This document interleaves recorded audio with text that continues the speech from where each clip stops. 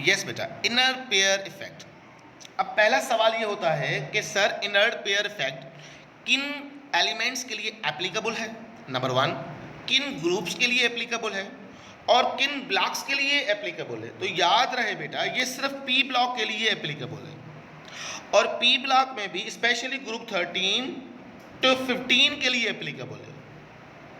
ये बात अपने दिमाग में बिठा दें, अगर ये इंटरटेस्ट में सवाल भी आ जाए, inner pair effect only applicable group 13 to group 15 और ये सिर्फ पी ब्लॉक के लिए ही एप्लीकेबल है, ये भी बात अपने दिमाग में बिठाना है। जैसा कि हम डिस्कस कर चुके, ग्रुप 13, ग्रुप 14, ग्रुप 15, जिसे हम कहते हैं group 3A, 4A and 5A। Group 3A के कौन से मेंबर होते हैं? Boron, aluminium, gallium, indium, thallium. 4A के group carbon, silicon, germanium, selenium and lead, nitrogen, phosphorus, arsenic, stibnite and bismuth, ये ग्रुप मेंबर होते हैं। याद रहे बेटा, इनर पेयर इफेक्ट से पहले मैं थोड़ा सा स्टेबिलिटी आपको बता दूं। अगर मैं आपको कंपाउंड दूं और मैं आपसे कहूं विच इज मोर स्टेबल, मैं बोरान की बात करता हूं पहले, BCl2, BCl, BCl4, BCl3, which is more stable compound of boron. किस तरह से ये सवाल अटेम्प्ट करोगे? बहुत सारे बच्चे जाहिर बात है तुक्का मारेंगे, नहीं आ रहा है तो ऐसे ही करोगे। नहीं बेटा, इसके लिए सिंपल रूल है, मैक्सिमम ऑक्सीडेशन नंबर अप्लाई करेंगे।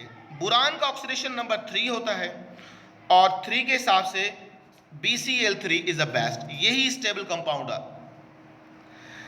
ग्रुप 3 की बात की जाए तो चूंकि इसमें 3 इलेक्ट्रॉन होते हैं, अगरचे ये मैक्सिमम 3 इलेक्ट्रॉन लॉस करे और कंपाउंड बनाए, वही स्टेबल होगा। और carbon oxidation number, maximum oxidation number 4, nitrogen maximum oxidation number 5। अगर किसी भी कंपाउंड में नाइट्रोजन +5 ऑक्सीडेशन नंबर शो करे तो वो स्टेबल कंपाउंड ही होगा। जैसे मैं आपसे कह रहा हूं HNO3, HNO2 which is more stable compound. तो आप देख रहे हो बेटा, यहां पर आपको नजर आ रहा है +5 ऑक्सीडेशन नंबर, यहां पर आपको नजर आ रहा है +3 ऑक्सीडेशन नंबर। बात में आ रही है? तो विच इज मोर स्टेबल? आप बोलोगे nitric acid is the more stable compound than HNO2। बात में आई? मैक्सिमम ऑक्सीडेशन नंबर स्टेबिलिटी को शो करते हैं। अब अगर मैं इसी ही एतबार से एंटी टेस्ट में सवाल आ जाए, which is most stable compound of indium, INCl, INCl2, INCl3, INCl4, which is more stable compound.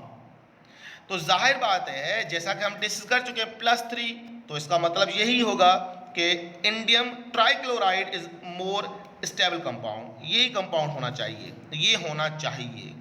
पर राइट आंसर इसका ये है। राइट आंसर क्या है बेटा? INCl। सर ऐसा क्यों? फिर याद रहे बेटा, this is due to inner pair effect, ये इनर पेयर इफेक्ट की वजह से होता है। इसलिए मैंने कहा कि ये टॉपिक हमारे सिंटैक्स में नहीं है, पर चूंकि बहुत ज़्यादा इंपॉर्टेंट है इनऑर्गेनिक केमिस्ट्री में, तो इसलिए मैंने इस टॉपिक को भी हाईलाइट किया। याद रहे बेटा, ग्रुप 13, 14, 15 में जो 5th, 6th पीरियड के मेंबर्स होते हैं, indium, thallium, selenium, lead, stibnite, bismuth, ये 2 कम इलेक्ट्रॉन स्टेबिलिटी शो करते हैं। यानी कि यहाँ पर +3 है तो ये +1 पे ज़्यादा स्टेबल होगा, ये भी +1 पे ज़्यादा स्टेबल होगा। स्टिबनाइट की बात की जाए, लेड की बात की जाए तो ये +2 पे ज़्यादा स्टेबल होगा comparatively +4 due to inner pair effect. Sp +3 पे ज़्यादा स्टेबल होगा देन +5। बिस्मथ +3 पे ज़्यादा स्टेबल होगा देन +5। अब मैं आपसे पूछ रहा हूं, PbCl2, PbCl4, PbCl3, PbCl, which is more stable compound of lead। तो according to the inner pair effect 2 कम कर दें। लेड किसका मेंबर है? लेड जो है वो मेंबर है चौथे ग्रुप का, तो होना तो ये चाहिए था, पर इनर्ट इफेक्ट पेयर की वजह से 2 कम कर दे, यानी कि lead dichloride is a more stable compound. अब बात समझ में आ गई। Reason inert pair effect. Reason क्या है बेटा? Inert pair effect. Inert pair effect सिर्फ इन एलिमेंट्स के लिए एप्लीकेबल है जो मैं हाईलाइट कर चुका हूं, 5th 6th पीरियड में आते हैं। अब आते हैं सर ऐसा क्यों होता है इन एलिमेंट्स के साथ। याद रहे बेटा, जब हम डाउन द ग्रुप आते हैं, 5th 6th की बात करते हैं, तो यहां पर एफ ब्लॉक इंट्रोड्यूस हो जाता है।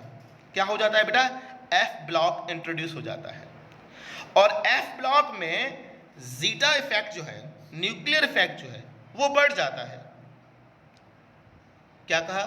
न्यूक्लियर इफेक्ट बढ़ जाता है, और शील्डिंग इफेक्ट बहुत कम हो जाती है। याद रहे, shielding effect down the group increase होती है, पर यहां पर इनवर्स है, डाउन द ग्रुप जो है वो डिक्रीज होगी इन 2 एलिमेंट्स के लिए स्पेशली। स्क्रीनिंग इफेक्ट होनी चाहिए थी टॉप टू बॉटम इंक्रीज, पर टॉप टू बॉटम हो रही है डिक्रीज इन मेंबर्स में। क्यों? यहां पर एफ ब्लॉक आ रहा है। अब हो ये रहा है, इफेक्टिव न्यूक्लियर चार्ज बढ़ रही है, तो NS के जो 2 इलेक्ट्रॉन हैं उसको ये पकड़ के रखता है, और सिर्फ जो P वाला इलेक्ट्रॉन है वो ही जो है वो बाहर निकलता है। अब अगर P में 1 इलेक्ट्रॉन हुआ तो 1 निकल जाएगा, तो इसका मतलब यहाँ पर +1 ऑक्सीडेशन शो करेगा स्टेबिलिटी के लिए। अगर 2 हो तो दूसरा इलेक्ट्रॉन निकल जाएगा, 3 हो तो 3 इलेक्ट्रॉन निकल जाएंगे। इसका मतलब ये हुआ कि 2 कम इलेक्ट्रॉन्स निकलना, इनर यानी कि अंदर वाला, इफेक्ट पेयर ऑफ इलेक्ट्रॉन का मतलब होगा कि जो अंदर वाले 2 इलेक्ट्रॉन हैं वो आसानी से निकल नहीं पाते हैं, उस इफेक्ट को कहते हैं inner pair effect. I hope ये आसान मैंने तारीफ बताई, आसान उर्दू में, ताकि आप आसानी से समझो। और ये सिर्फ इफेक्ट किन के लिए होगा?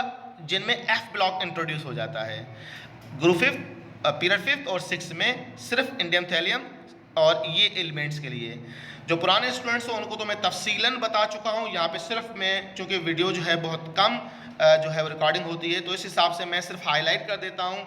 एंड टेस्ट में सवाल आ जाए स्टेबिलिटी के बेसिस पर तो इसी हिसाब से आप करोगे। जैसे बिस्मथ का सवाल है, bismuth chloride, bismuth dichloride, bismuth trichloride, bismuth tetrachloride, which is more stable compound.